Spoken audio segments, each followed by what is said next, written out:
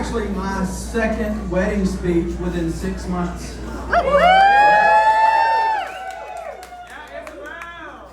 It's been an exciting year for the Willises, with 2 children getting married.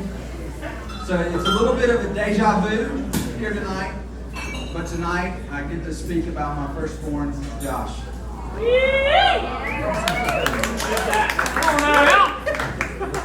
So just like 6 months ago, I am very grateful to be here tonight.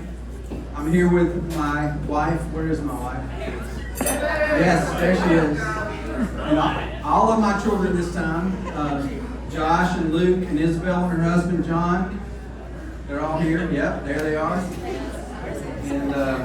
And within less than 24 hours, Morgan, daughter-in-law.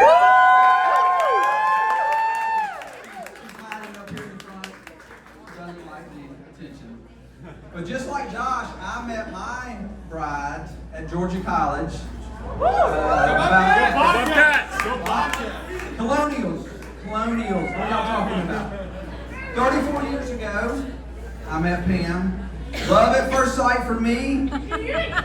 Her.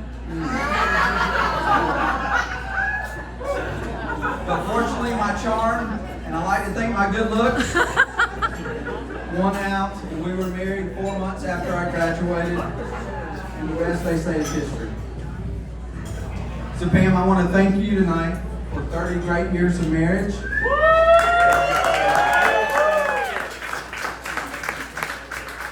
Amazing mother to the children that I have with her, and another wonderful wedding party dinner tonight. So thank you, Pam. Thank you, Pam. That's right. And a special welcome to Morgan's friends and family, and including her mom and dad, Mike and Lisa, and Rachel. You know, more than anything, a daughter is the product of her parents' love and influence and care over the years. So, Mike and Lisa, I want to thank y'all for raising a beautiful daughter inside and out.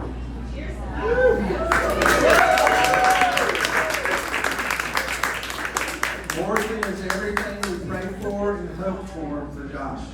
So thank you. And I'm happy that our family will be joined through them, so thank you very much. Pam and I also want to welcome all of you that are here tonight. I want y'all to look around real quick, because if you're here tonight, that means you're important to us, important to Josh or Morgan or to Mike and Lisa. So thank you very much for being here. You guys make nights like tonight special and meaningful, so thank you very much. So I'll never forget being in the delivery room with Josh. As our first child, Josh put me on the path to being a dad. I was 25 years old. He's already a little older. And I didn't really know what I was doing. As parents here know tonight, when you have your first child, there's just a part of you just trying to figure things out, and you're trying to keep that baby alive. Like, yeah. So Clark's our pediatrician, we call him alive. But Josh, you know how tidy and clean I like things, right? I may have overdid it a little in those first few diaper changes. I wanted to make sure everything was spick and span. I eventually learned my lesson though. But you know, it didn't take me long to realize that I would learn as many lessons about life and myself and the world from Josh as he would learn from me. And together we figured a few things out. And we're still figuring things out. That's the way firstborns are. Josh was born on a Wednesday. And at the time, we had good friends that were expecting the same time as we were. And as it would be, we both ended up at the hospital within hours of one another. And it was a race to see which baby would be born first. We also all went to the same church together. And Julianne's interrupting, asking who here. So Born on a Wednesday, that meant Wednesday night church service. And that evening, everybody showed up to welcome Josh into the world. We definitely exceeded the number of maximum guests allowed that night. So Josh's life began with a party. A big celebration just like tonight. And I think that's one of the reasons he's always been the party guy. Yeah! That's right, Trey. He's the one who gathers people together and makes sure everyone has a good time. And Josh is a good and loyal friend to many. That's why there's so many darn people here tonight. He's the guy you want to be around. He likes to lift people up, and he can make life bigger, better, and more fun. But Josh is not just the party guy. Josh has always been thoughtful and caring.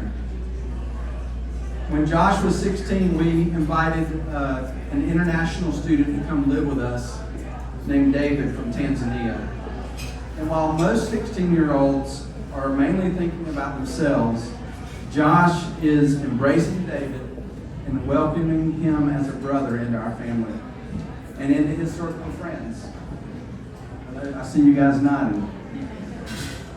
David became one of Josh's many best friends, and they remain close today. In fact, David was supposed to be with us here tonight, but he just couldn't make it to travel with us.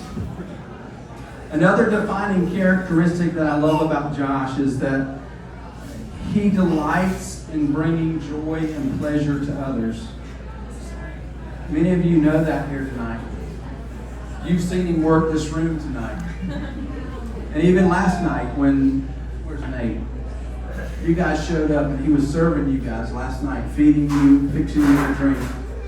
Because Josh takes delight in bringing joy and pleasure to others. You know, in high school, Pam and I would often worry about the gifts that Josh would give to others. One time in high school, Josh was giving away Yeti cups. Those cups are expensive, especially for a high schooler. But Josh would go all out, and he would give a lot of money and a lot of thought in his gifts because it brought him great delight to give to other people. He even gave Luke a very extravagant gift when he asked him to be his best man. It's the love and the heart of the giver that I admire about Josh. One of my favorite gifts from Josh is a table that he and his buddy John Lawler made for me. It was a side table for my grill, and it still sits on my patio today. But I remember how important it was for Josh to give me that gift. It was a surprise to me, but Josh was so excited and so proud of his work. A side table for a grill might not sound like much to you all, but it means the world to me because I know how much it delighted Josh to give it to me. So Josh, as I think about the man you've become, I'm most impressed by how selfless you are. Your care and concern and thought for others is evident in the way you live your life every day. We live in a world where the attitude is me first for the most part. My achievement, my personal gain, my pleasure comes at the cost of other people, but that's not you, Josh. And so I'm proud of the genuine and caring and selfless man that you are today. So thank you for being a great son and a great big brother to Isabel and Luke. But that brings me to Morgan. I want to take you back to a night about probably 4.5, 5 years ago. Josh was home from college on a visit, and Pam and I overheard him on a phone conversation. And it was obvious he was talking to a girl, but not just any girl. This girl was different, special. And I thought, now, this is interesting. How long will this last? And now here we are tonight. Morgan, as Josh started talking about you more and more, I was very curious to meet the woman who had captured my son's attention. You know, we first met you, Morgan, at Josh's graduation luncheon. And my first thought was, wow, how brave you were to join our rowdy bunch. But my second thought was, wow, how patient and kind you were, handling all 500 or so questions of Pam that she forced you, must say. But more important was seeing what a genuine and authentic young lady you were. I saw your affection for Josh, and I saw the smile you brought to his face. If you've been watching the slideshow, it's a smile that has not left his face since. I can see how easy and natural and happy you two were together. But the real turning point was when you guys were dating long distance. Y'all were living in different cities. Long distance relationships are not for everybody. But the distance did not seem to bother the two of them. But I think a small bit of evidence for your dedication to one another is your Snapchat streak. Does anybody know how long they've been snapping? 1,718 days have passed.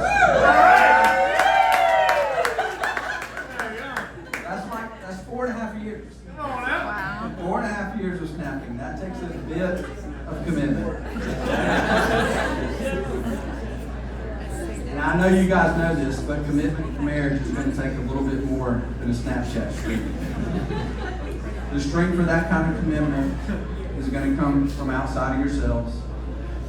It's going to come from the Lord. And I pray you'll look to Him as you enter this marriage together. Now, I know you guys are big fans of the Avett Brothers. I didn't invite them here tonight. But I do want to finish with a couple of lyrics from two of their songs. The first song is Living of Love. And it says, for just one chance to find, love was someone that you love to find. Morgan, Josh has loved to find his love in you. And we have loved watching him find it in you. And then lastly, for Murder in the City. Y'all recognize it. Always remember there's nothing worth sharing like the love that lets you share your name. So Josh and Morgan, we love you both. And we look forward to sharing lives and families and memories to come together. So if everyone would grab a glass and raise it up here to Josh and Morgan, because we want to toast to them sharing a lifetime of sharing their name together. And maybe a few kids of their own today.